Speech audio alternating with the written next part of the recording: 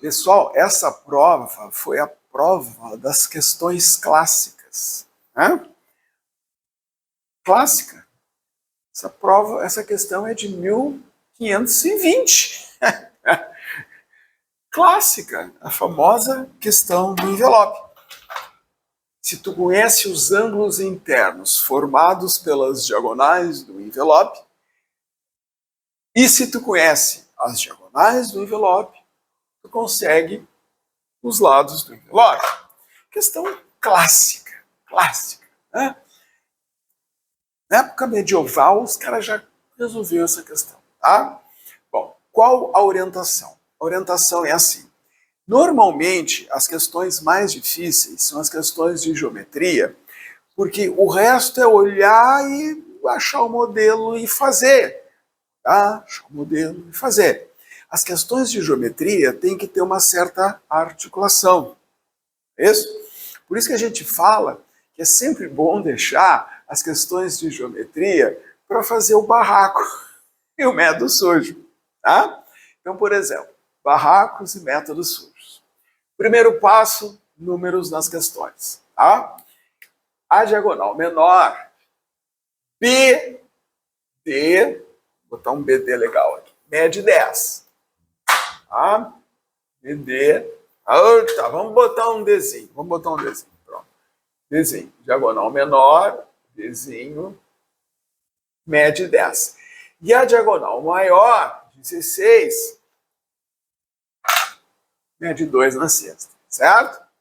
Bom, aí eles dão esse ângulo, naturalmente eles dão esse também, tá? 120, porque a soma tem que dar 180, não é isso? Tá? E pedem os lados X e os lados Y. É isso? Bom, então qual é o barraco? O barraco é o seguinte. Tá? Normalmente as questões da URGS apresentam as dimensões corretas. Então, por exemplo, vocês peguem o lápis na prova e medem. Isso aqui vale X. Tá? Se isso aqui vale X, o Y mede pouco menos que o dobro do X. Pouco menos que o dobro do X. Tá? É o X mais uma metade? Não, o X mais de meia metade. Muito bem. Então, por exemplo, letra A não é, porque um não é o dobro do outro, é menos que o dobro. Isso chama método sujo infalível. Ah, mas professor, como é que eu sei se as dimensões estão corretas? Na URGS, as dimensões sempre estão corretas. Aqui, ó. Ah, é mais que o dobro.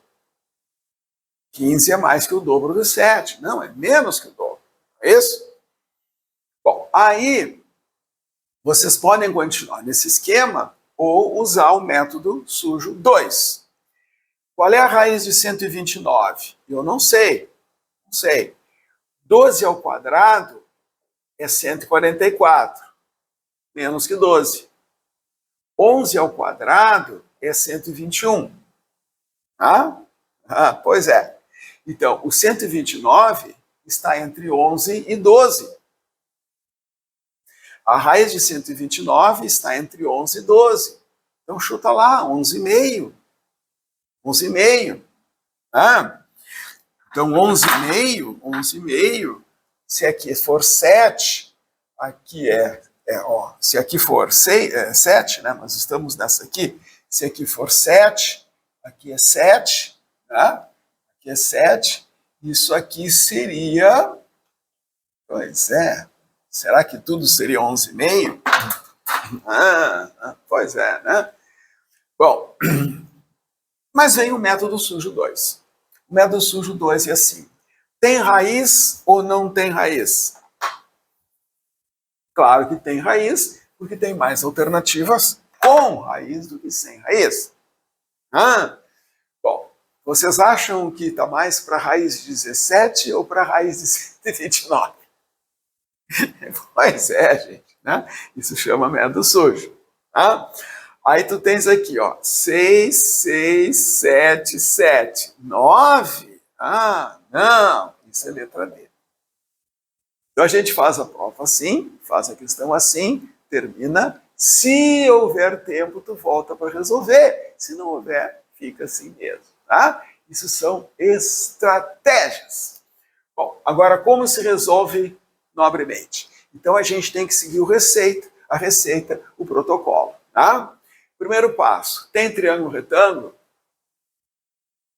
Não, não tem triângulo retângulo. Não tem.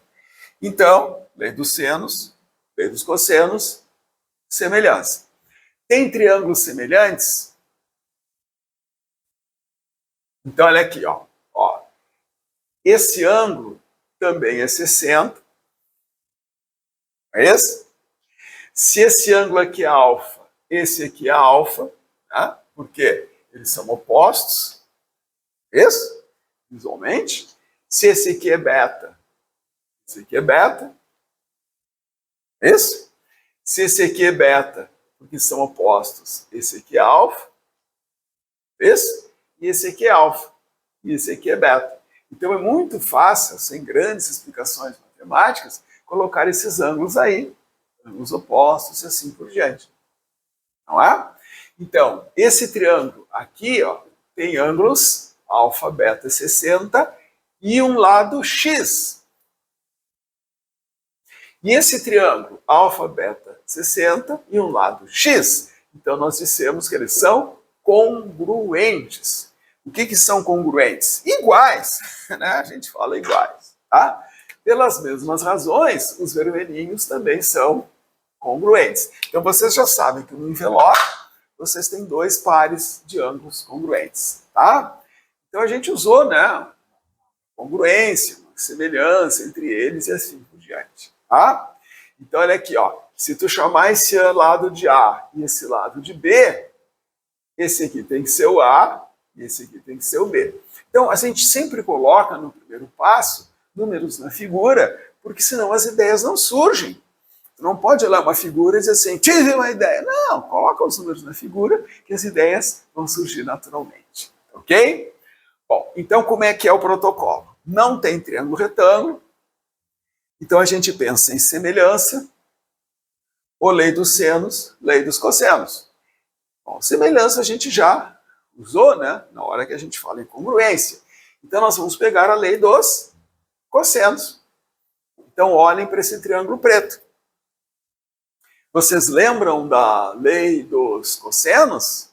Sim, mas tem mais coisa a colocar que nós não colocamos.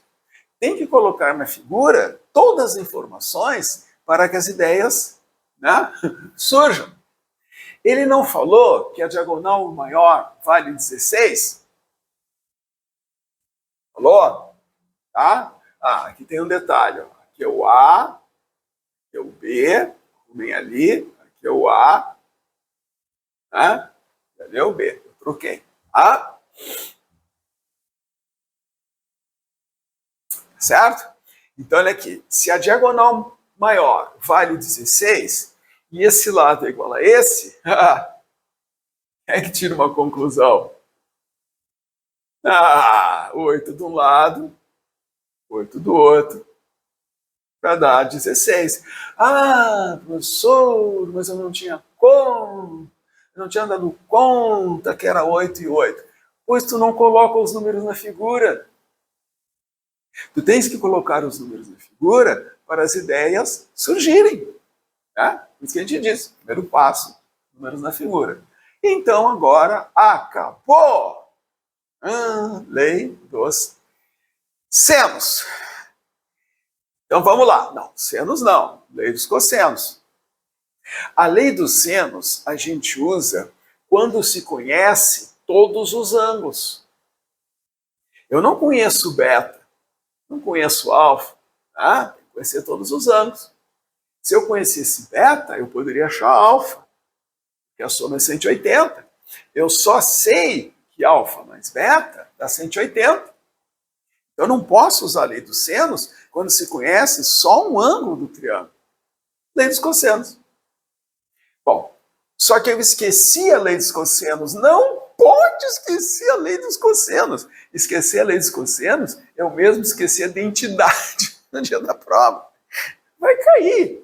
Porque a lei dos cossenos é uma generalização do Teorema do Pitágoras. Então, para nunca mais esquecer a lei dos cossenos, começa como se fosse Pitágoras. Começa sempre no lado oposto ao ângulo conhecido. Então começa assim, x ao quadrado igual. Ao lado oposto ao ângulo conhecido. Aí faz de conta que é um Pitágoras. Ó, 5 ao quadrado, mais 8 ao quadrado, ó, Pitágoras. Hã? Quadrado da hipotenusa é a soma dos quadrados dos catetos. Bom, se esse ângulo fosse 90, acabava, Pitágoras. Mas como o ângulo não é 90, tem uma parcelinha de correção. Corrige o fato do ângulo não ser de 90. Menos 2 vezes o produto dos lados que formam o ângulo, vezes o cosseno do ângulo. Pronto, lei dos cossenos. Não pode esquecer. Todo mundo sabe o cosseno de 60. Tem que saber. Ah, importante. O meio. Sempre vai ter esse corte. Vocês notaram que todas as provas têm esse corte?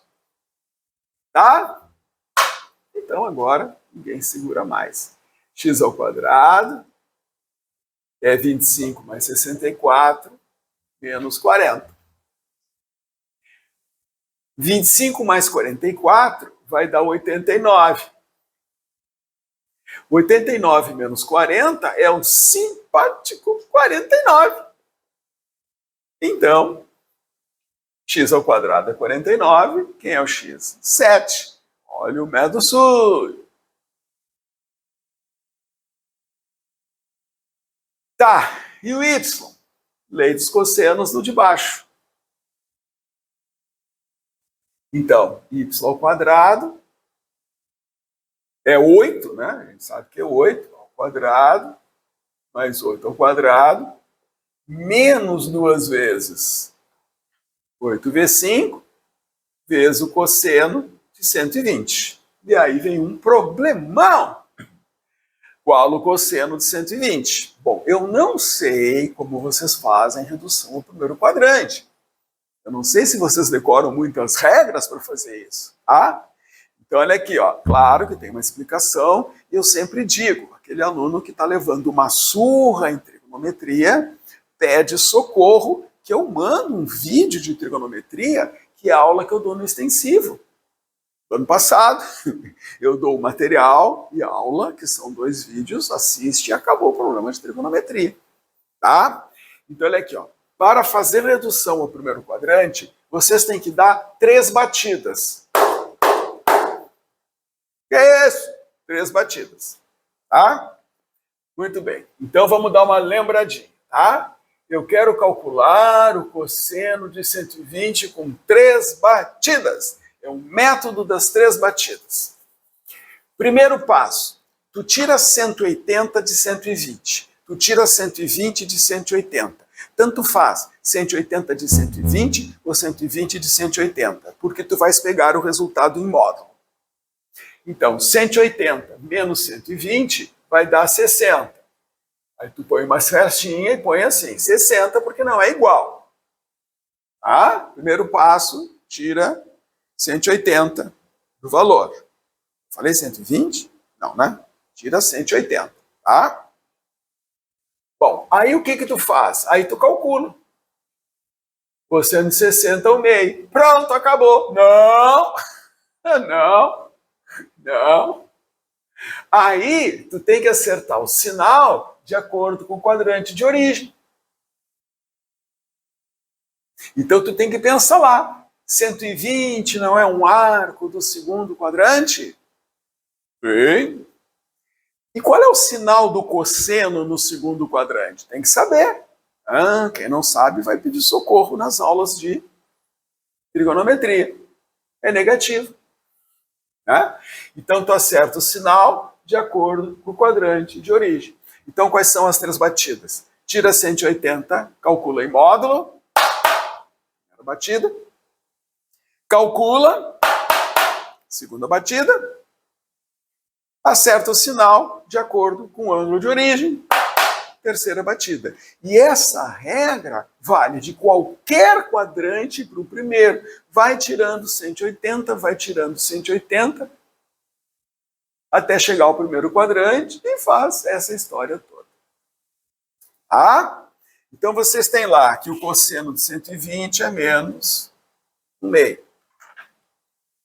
Esse corte sempre vai dar, viu? Sempre. Sempre, sempre, sempre. Todas as provas sempre dá esse corte. Aqui, pessoal, eu errei, viu? É 5, tá? Eu acho que vocês devem ter colocado correto. Então, terminando. Y² é 64 mais 25 menos com menos mais 40. 64 mais 25 dá 89. E 89 mais 40, adivinha?